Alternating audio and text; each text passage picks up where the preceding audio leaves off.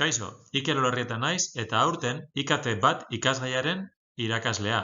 Matematika eta teknologia mintegikoa. Informatikari sakonki lotutako ikasgaia baita. Irakasgai honetan, honako eduki hauek lantzen dira.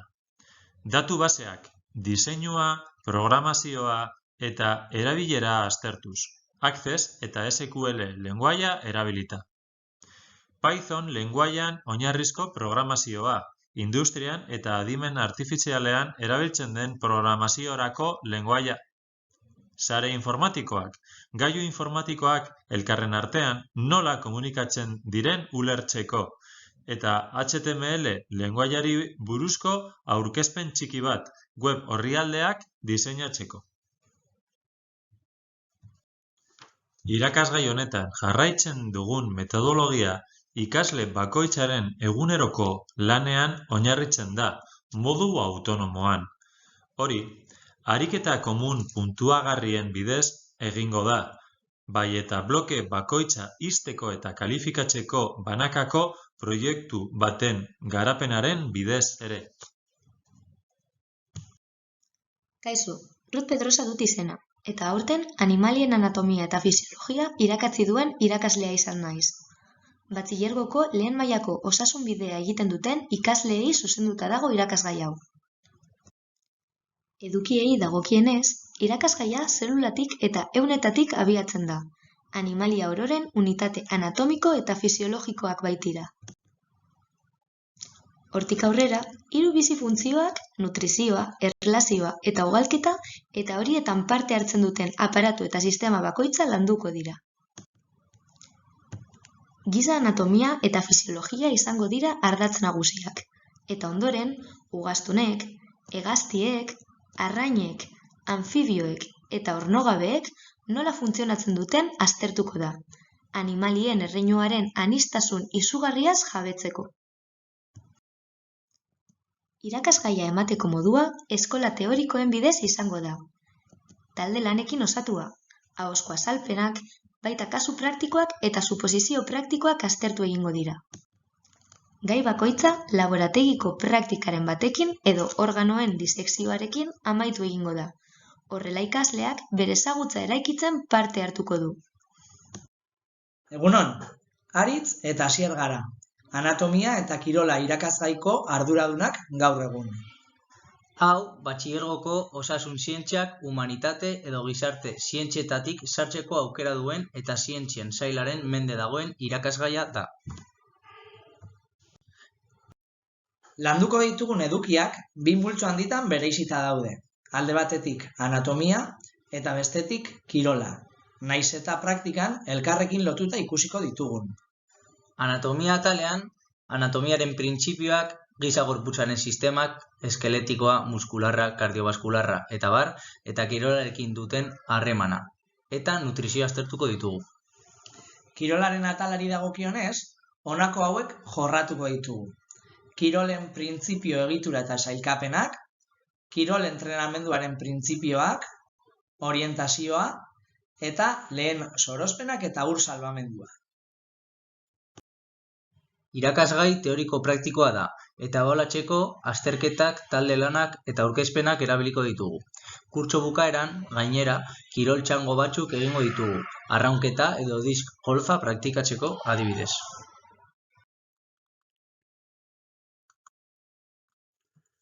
Kaixo, Txema naiz eta ikasgai honen irakaslea izango nauzue.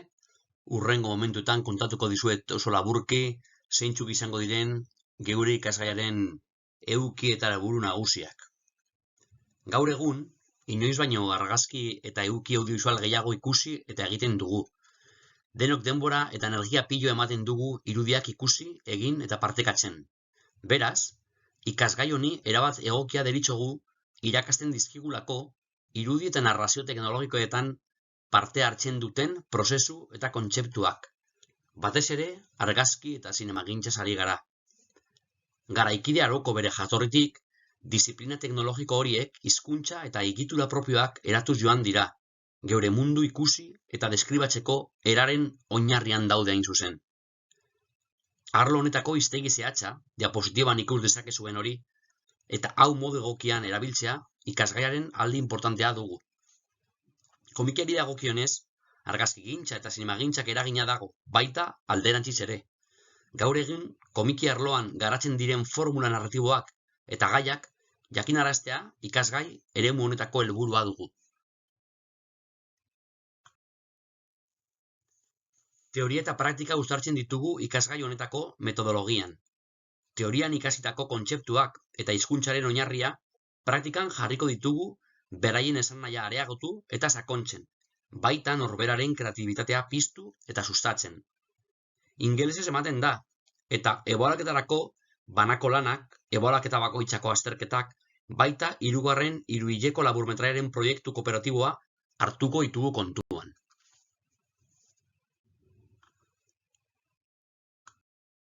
Ni David Andres naiz eta aurten elektronika irakatsi dut Matekno mintegikoa. Edukien aldetik, 3 zatitan edo 3 bloketan dago zatituta kurtso hau. Alde batetik elektrizitate basikoa ematen dugu, gero elektronika analogikoa eta azkenik elektronika digitala. Aurten erabili dugun metodologia, klasean eman dugu zenbait teoria eta kontzeptu berri, eta beraiek autonomoki praktikatzeko teoria hau badituzte eskuragai zenbait test teoriko, non beti daukate feedback, non bueltatzen dioten erantzun okerrak edo erantzun zuzenak baldin badituzte, eta batez ere gero praktikatzeko, batez ere elektrizitatean eta elektronika analogikoan zenbait muntaia egin ditugu, zenbait zirkuito montatu ditugu, batez ere baieztatzeko ikusi dugun teoria. Eta azkenik elektronika digitala lantzeko erabili ditugu zenbait simuladore ordenagailuan.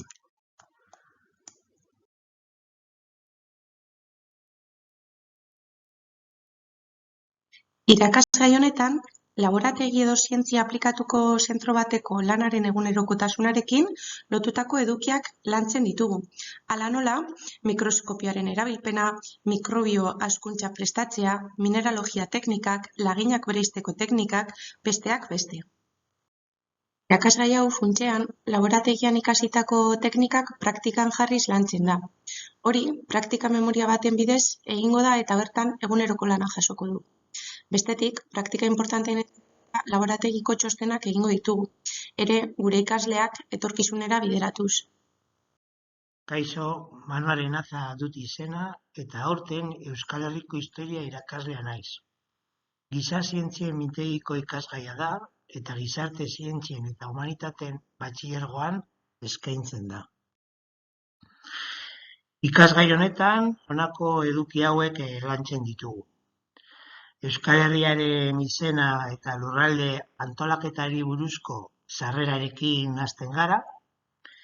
Jorratzen dugun hurrengo arloa Euskal Herriko geografia da, herri unitateak, ibaiak eta abar. Eta gainontzeko gaietan Euskal Herriko historian zehar ikuspegi orokorra ematen da. Historia aurrea, zioa, Erdi Aroko Nafarroako erresuma eta bandoen arteko bat, errenazimentua, antzinako erregimeneko nazioarekin eta foruekin bukatzeko. Ikasgai honetan, jarraitzen dugun metodologian, gai desberdinei buruzko azalpenez gain, ikasleek prestatutako galdetegien eta lanen bidez sakontzen dute. Mapekin eta dokumentalekin lan egiten dugu, eta horien bitartez, historia eta lurraldea lotzen ditugu etengabe. Gainera, gure ondare historikoa eta kulturala ezagutzeko irteera pedagogikoak egiten dira, eta ikastetxeko proiektuetan ere parte hartzen du.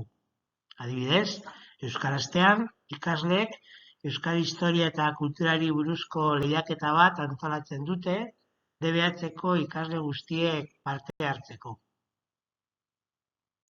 Bonjour, nire Gibelondo naiz, hizkuntzetako mintegiko irakasle bat, eta gaur azalduko dizuet frantsesa bat ikasgaia.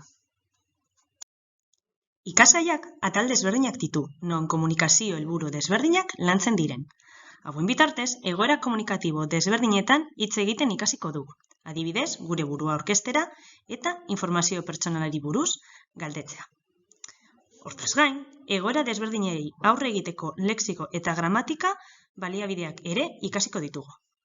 Amaitzeko, frantseseko fonetika landuko dugu, esaterako le mariage de Boaldes, kasu.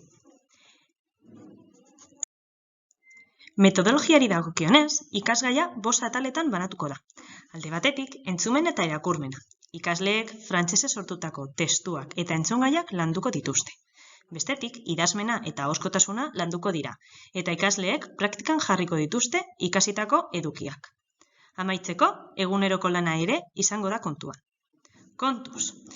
Kontuan izan, frantsesa bat ikasgaia hartzen baduzu, hurrengo urtean frantsesa 2 hartu beharko duzula.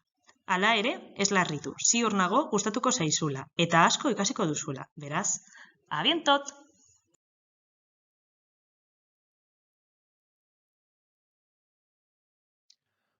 Kaixo, ni Jorge García naiz, eta hitz egingo dizuet informazio eta komunikaziorako teknologiak 2 ikasgaiari buruz, edo IKT 2. Ikasgai hau bide teknologiko eta zientifikoan egin dezakegu. Zeri buruz hitz egingo dugu? Ordenagailuz lagundutako diseinua erabiliko dugu, FreeCAD programa batez ere, eta horretaz aparte, elektronika eta programazioa landuko dugu Arduino sistemarekin. Eta zelan lan egingo dugu ikasgai honetan? Azalpen guztiak bideoetan egongo dira. Bideo horiek jarraituz, banakako eta lankidetzazko lana egingo dugu, batez ere proiektuak garatzeko, baina hortik ere ariketatxo batzuk ere egingo ditugu. Eta kontuz, derrigorrezkoa da IKT bat egitea, IKT 2 egin ahal izateko. Kaixo, nire izena Jokin Vázquez da eta aurten lur eta ingurumen zientzietako irakaslea naiz. Ikasgai hau zientziako mintegian jorratzen da, zientziarekin eta lur zientziekin lotuta baitago. Ikasgai honetan eduki hauek landuko ditugu. Lehenik eta behin, irakasgaiari sarrera emateko, sistema mota desberdinak ikusiko ditugu, beraien dinamikak eta ereduak baita ere. Hau izango da, ingurumen zientziaren sarrera moduan.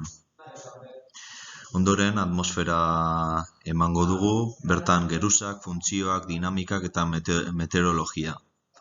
Ondoren, hidrosfera, bere propietateak, ezaugarriak, dinamikak eta klimak. Ondoren, geosfera, hau da, bere ereduekin, plaken tektonikarekin eta arroka mota ezberdinekin. Eta amaitzeko, ekosfera, biomak, ekosistemak eta espezien identifikazioak ikusiko ditugu. Ikasgai honetan erabiltzen den metodologia, ikaslea da bere apunteak eta ikasteko materiala sortzen duena, beti ere irakaslea gida bezala izanik. Bertan, ikerketa lanak egingo dituzte, metodo zientifikoak erabiliz.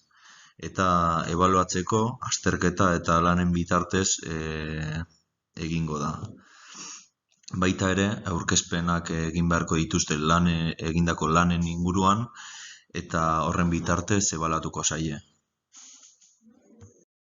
Gema Alonso naiz eta ikasturte honetan psikologia irakatsi diet gaztelaniaz gizarte zientzien eta osasun zientzien bideetatik batxilergoko 2. mailan ikasten ari diren ikasleei.